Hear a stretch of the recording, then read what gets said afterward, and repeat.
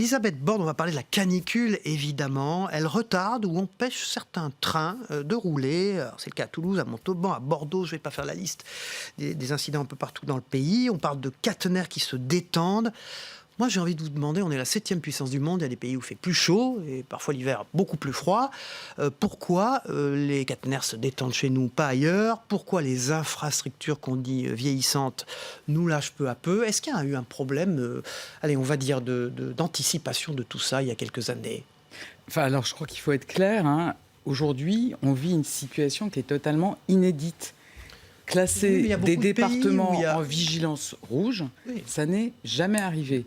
Et donc, on a par ailleurs 76 départements qui sont en vigilance orange. Mais là, c'est clairement la vigilance rouge. Non, mais clairement, notre réseau ferroviaire n'a pas été conçu dans la perspective de telles températures. C'est améliorable et ça va coûter très cher d'améliorer ou pas ? Il va falloir y travailler. Et combien ça va coûter ? Aujourd'hui, moi, je voudrais quand même dire que quand on donne des consignes en disant ceux qui peuvent reporter leur déplacement doivent le faire, c'est vraiment parce que le réseau ferré, aujourd'hui, dans des conditions de température de ce type-là, il est fragile. On aurait même pu interrompre les circulations ferroviaires dans les 4 départements en vigilance rouge. Avec les dirigeants de la SNCF, on a pris le parti de ne pas le faire, mais les installations ne sont pas conçues. Il faut s'attendre à des perturbations. Et vous voyez, c'est ce que vous dites. Alors, il faut s'attendre à nécessairement devoir ralentir, mais vous dites chez nous, nos collègues, nos voisins suisses ont aussi des problèmes sur leur réseau. Ils ont interrompu les circulations entre la France et la Suisse. Il y a un TGV Lyria qui a été très fortement retardé. Donc voilà, on vit aujourd'hui un événement inédit et exceptionnel. Vous l'avez chiffré ou pas ? Vous chiffrez ce qu'il faudrait pour que les choses s'arrangent. Enfin, c'est vraiment la conception même des rails qui se dilatent, comme vous l'avez dit, des caténaires qui se détendent, des matériels qui ne sont pas conçus pour résister à des telles chaleurs. Donc, je le redis, tous ceux qui peuvent décaler leur déplacement, la SNCF rembourse les billets, doivent le faire. Marcelo Westfred. Elisabeth Borne, dans les départements qui sont classés en vigilance rouge, est-ce que vous pouvez nous repréciser bien, normalement, la règle aurait dû être l'annulation, la fin des transports ferroviaires le temps de cette vigilance rouge ? Enfin, je vous confirme que la procédure aurait conduit, l'application automatique de la procédure aurait conduit à suspendre les circulations ferroviaires dans ces départements. Avec les dirigeants de la SNCF, on a fait le choix de maintenir ces circulations parce qu'on a des premiers départs en vacances, que par ailleurs il y a de la circulation différenciée dans les Bouches-du-Rhône. Mais donc moi j'appelle vraiment chacun à avoir conscience qu'aujourd'hui c'est inédit, c'est exceptionnel et donc si on peut éviter de se déplacer, il faut le faire. Alors, la circulation différenciée pour les véhicules propres, vous l'avez mise en place dans les grandes villes notamment. Or, on assiste à des pics de bouchons. Comment vous l'expliquez ? Est-ce que vous n'avez pas l'impression que les gens, néanmoins, prennent leur voiture, quel que soit le niveau de qualité de leur moteur ? Alors, donc je vous confirme qu'effectivement, dans cette situation exceptionnelle, on a pris des mesures exceptionnelles. C'est le décalage du brevet, c'est des fermetures au cas par cas de certaines écoles. Et donc, on a mis en place, sans attendre, sans tergiverser comme ça pouvait se faire avant, la circulation différenciée. De fait, les trafics se sont reportés, mais là encore, hein, les interdictions, tout le monde ne les respecte pas. On aura d'autres outils avec la loi d'orientation des mobilités pour avoir des contrôles plus complets, mais les gens la respectent largement en reportant les circulations plus loin, par exemple moins sur le périphérique en Ile-de-France et davantage sur l'autoroute A86 ou la francilienne. Mais ça montre que vraiment le bon choix, quand on peut le faire, c'est d'éviter de se déplacer, par exemple de faire du télétravail ou bien de prendre les transports en commun ou encore de faire du covoiturage, puisque vous savez que si vous êtes à 3 dans une voiture, quel que soit votre véhicule, vous pouvez circuler. Alors il faut faire des efforts aussi sur les infrastructures. Or hier, un rapport du Sénat nous apprend, c'est Hervé Moret qui a piloté cette mission, qu'il y a 25 000 ponts qui seraient dans un état préoccupant. C'est quasiment 10% du parc en France. Qu'est-ce que l'État peut faire ? Est-ce qu'il n'y a pas un sous-investissement ? Attendez, c'est ce que je dis depuis 2 ans. Donc moi, je voudrais saluer la démarche des parlementaires, puisqu'évidemment, l'État s'est occupé de ces réseaux.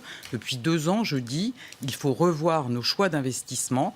On a un sous-investissement depuis des décennies, un sous-entretien des réseaux routiers, ferroviaires, fluviaux. Les sénateurs, dont je salue à nouveau la démarche, ont regardé ce qu'il en était pour les ouvrages des collectivités et ils confirment que là aussi, il y a certainement eu des sous-investissements.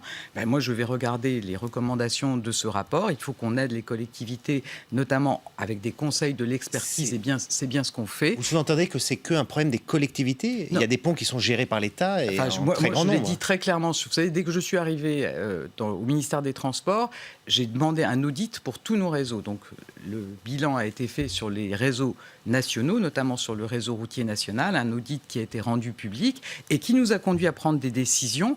Dès 2018, sans attendre les audits, on avait augmenté de 100 millions d'euros les crédits consacrés à l'entretien et à la régénération des ponts. Nos ponts, je voudrais rassurer, sur le réseau national sont surveillés, font l'objet d'inspections annuelles, d'inspections plus approfondies tous les 3 ans.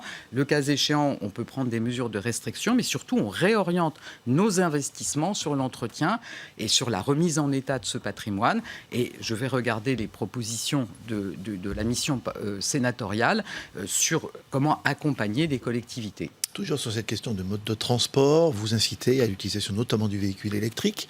Nous avons vu mercredi, nous avons assisté à quasi-record du pic de production, enfin d'utilisation électrique en France, quasiment identique à celui de 2017, si je ne dis pas de bêtises. Est-ce qu'on sait faire ça aujourd'hui? Est-ce qu'on est en mesure de mettre plus de voitures électriques dans le parc automobile français et derrière que la production électrique suive? Alors, évidemment, quand on travaille sur la loi d'orientation des mobilités, on prend en compte les enjeux, les besoins énergétiques qu'on aura demain. Vous savez qu'on agit aussi pour pour améliorer l'efficacité, par exemple l'éclairage. La performance. Les besoins dans les autres secteurs vont se réduire. Et je pense que c'est important et que finalement cette mobilité électrique, elle est aussi un élément important dans une vision où on aura demain beaucoup plus d'énergie renouvelable, intermittente, comme on dit.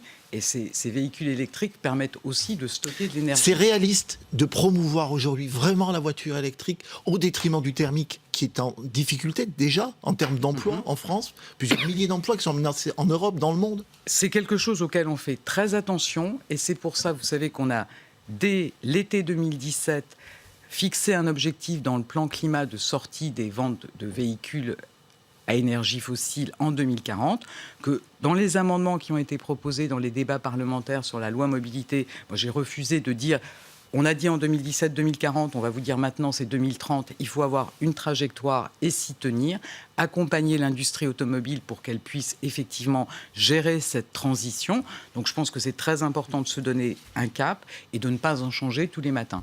Cette semaine, j'ai reçu Tony Estanguet. On a parlé des JO de 2024 avec lui. Alors apparemment, tout ce qui est stade et autres sont fin prêts. Est-ce que les infrastructures de mobilité le seront-elles, Elisabeth Borne? Est-ce qu'il y a une inquiétude à avoir sur tout cela? Enfin, déjà, et ça a été le choix qui a été fait à l'époque de Paris pour ces JO de 2024, il faut voir qu'on a un très bon réseau de transport et que les sites ont aussi été choisis pour pouvoir être desservis. Ça suffira, par les transports en commun. Il y a un certain certain nombre de projets qui sont prévus. Il y a notamment des travaux pour mettre en accessibilité les gares plus vite qui desservent les sites des Jeux Olympiques. Il y a des retards, madame. Par exemple, le Charles de Gaulle Express, il ne sera pas prêt pour les JO. Alors, je vous confirme qu'en responsabilité, on a fait le choix de prendre en compte l'impact que ces travaux auraient eu sur les transports du quotidien. Vous savez, moi j'ai un cap, les transports du quotidien, et je pense que c'est ce que les Français attendent de nous. Marion Maréchal Le Pen, invitée du MEDEF pour les universités d'été. Plusieurs parlementaires de La République En Marche ont fait savoir qu'ils n'y participeraient pas, ces universités, si cette invitation était maintenue. Quelle est votre position, vous, dans cette... Est-ce que déjà on crie au sectarisme? Qu'est-ce que vous en pensez? Écoutez, moi le MEDEF, il est libre d'inviter qui il veut. Je dois dire que cette décision, à titre personnel, m'a surprise. Et moi, je ne pense pas que ce soit comme ça qu'on combat le populisme. Vous-même, vous n'iriez pas, donc? Non, moi, je ne pense pas. Enfin, je vous le dis franchement, je pense qu'aujourd'hui, et y compris le MEDEF devrait y être sensible, cette montée des populismes est quelque chose de préoccupant pour la cohésion dans notre pays, pour la cohésion en Europe. Et je pense qu'il faut qu'on trouve des réponses parce que ça traduit des inquiétudes qu'il faut entendre. Mais voilà, je ne pense pas que ce soit la bonne réponse.